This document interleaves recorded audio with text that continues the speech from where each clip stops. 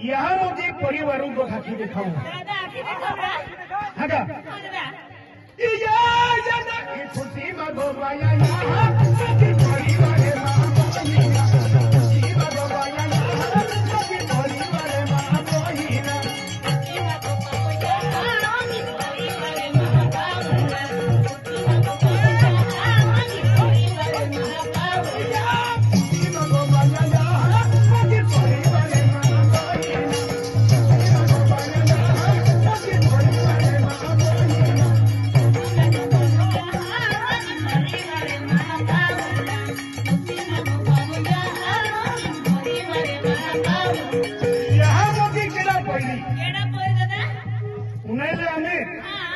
कान खोली में यहाँ मोगी किड़ा पड़ी एक ही हफ्ते में सोंगड़े के आज आपको बुलाइले यहाँ मोगी बाता न आम्ही तो यहाँ मोगी बाता बहुत पेट है यहाँ की पेट है ई म्हणजे पोरणाची देखा हल्लो है तेतीस म्हणजे आपण यूट्यूबर के आहे बंगाली वालो वसन बुलावणे तो भी खुची मागे हाता पापा भी चला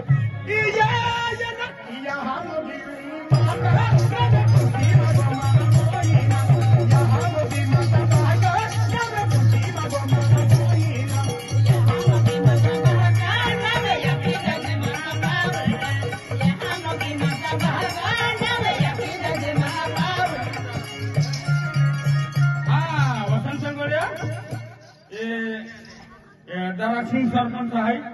यानी केवड़ी वाला मंगलाल पटेल है ये रोडाले पुराण पड़ी दे हाका हो हो 50 रुपया समझ दे दे असे शंभर काढले यहाँ मोगी बाता नाव पुस्तक है हो ना यादगिरी की हो आज भी मान जोरे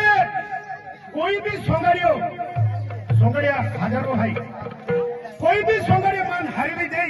या गुलाम बनी जाओ या गुलाम बनी जाओ अंतियल में खेती ना के दियो ओते पावर है मां बराबर है हमने मतलब है दुनिया खबर है मां खेती वाली यूट्यूब पे ताकि आदमी वीरा सोंगड़िया चुनावी देखाओ जा बराबर है आज तो जो भी शब्द है खेरम खेरी तो शब्द निगरील है आज म्हणजे चालती आली आहे तेच म्हणजे तू येऊन दुनियाला देखावी राहिलो आहे आणि ते खेळम खेळो आहे यह मुझे बाका नाव आखो आई है केला जगाल उपजुली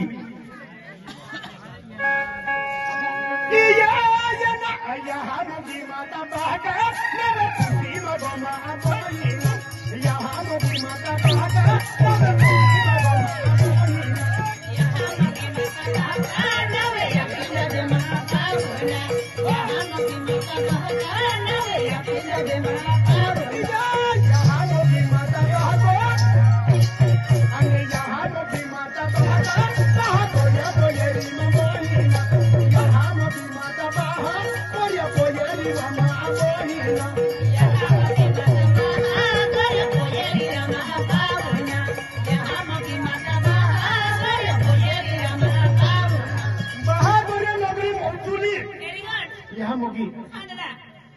यहाँ मोगी बाका नाम है बहादुरी भाई हाँ आता ते आई आखी देखा वो अने यहाँ मोगी माता बहा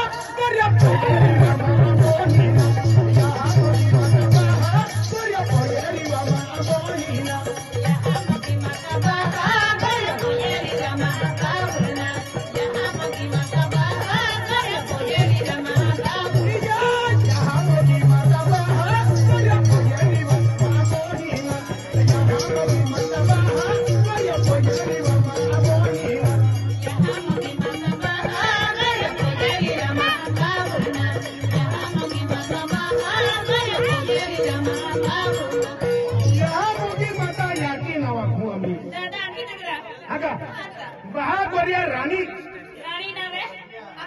बहागोरिया रानी नवाखू यहाँ मोगी बाका हो आखिर देखो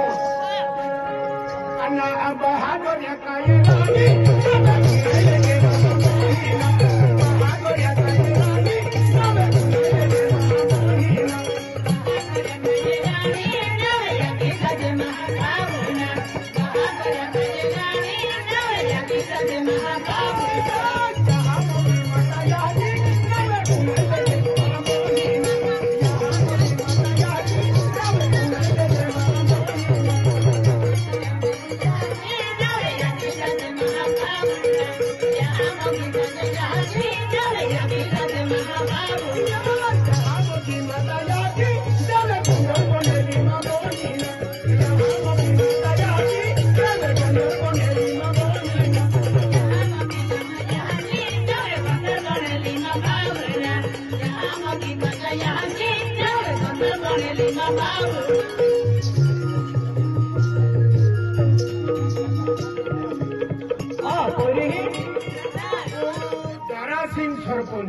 दारासिंग सरपंच आणि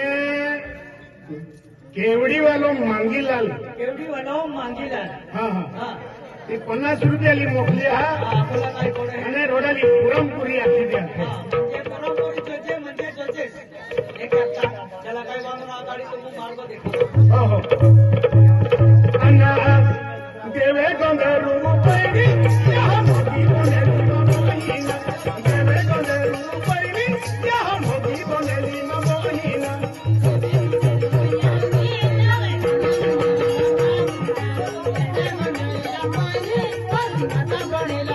यहाँ मोगी पैरी देवे आणि यहाँ मोगी माता याची नवे बनाइले दे ममोहिना देवे गंधर्व पैरी यहाँ मोगी बनेली ममोहिना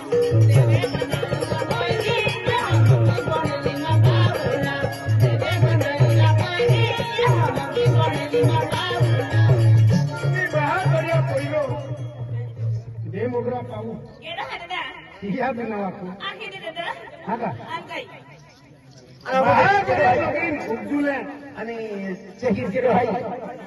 दिनेश बामणे हाय रीनाबाई हाय और बेन हाय यहाँ एरोडली दाबित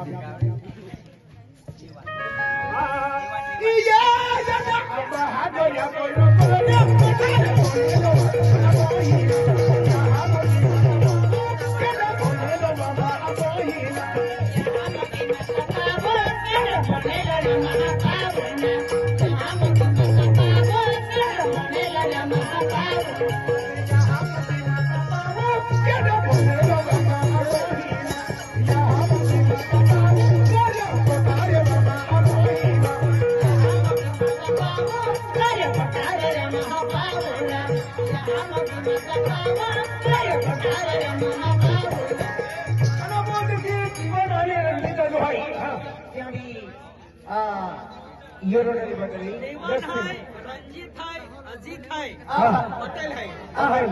आम्ही जाणलेलो आहे मातातील सुख शांती